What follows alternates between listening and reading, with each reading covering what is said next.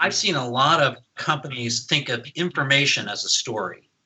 And I'm curious, how do you talk about what is a story? What makes it different than purely information or something else?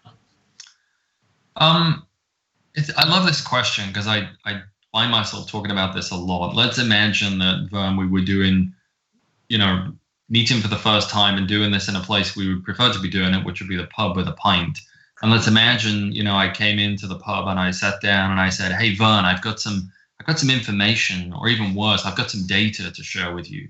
You would probably get up and say, you'd walk out the pub, because it's just not how people communicate.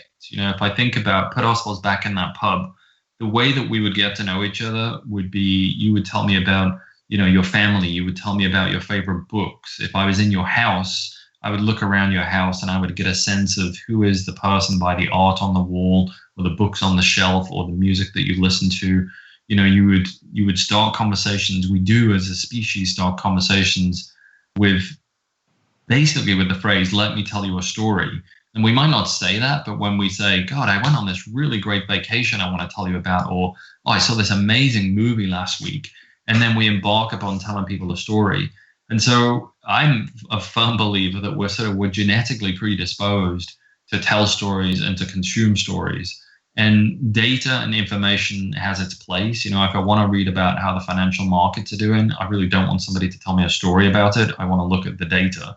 But I'm very clear that I'm not reading a story. And in fact, that's exactly what you don't want when you're reading financial information, right? You want the facts, you want the data. And so that is something I believe in deeply, and the team I work with believes in deeply, that the essence of any great story is it's people. It's very, I find it hard to even think about a story that doesn't contain, people somewhere, or a person. And typically, that story, the greatest stories, fit this sort of the storytelling architecture of, there's a hero who's gone on a journey, who encounters some conflict or some tension, and then there's a moment of resolution and hopefully a happy ending. And the more times I say that, it sounds like maybe that is just a fanciful way of thinking about storytelling, but it's really not. All the greatest stories have people in them. Do you think in the digital age, we're starting to change the way stories are told, or is it evolving?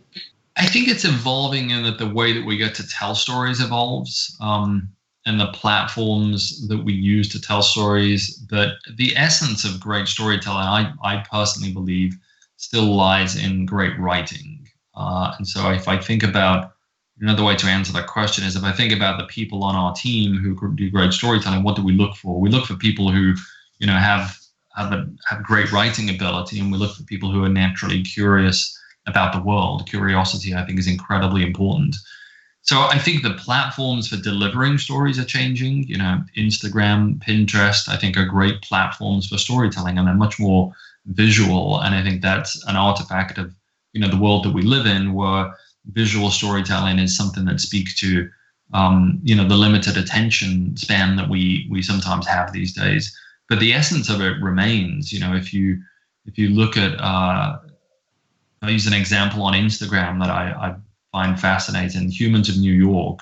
The photography there. When you see that photography and you read any of those books, that's great storytelling, and it's about people, but it's delivered through a visual mechanism. Those stories could very easily be delivered just in the written format.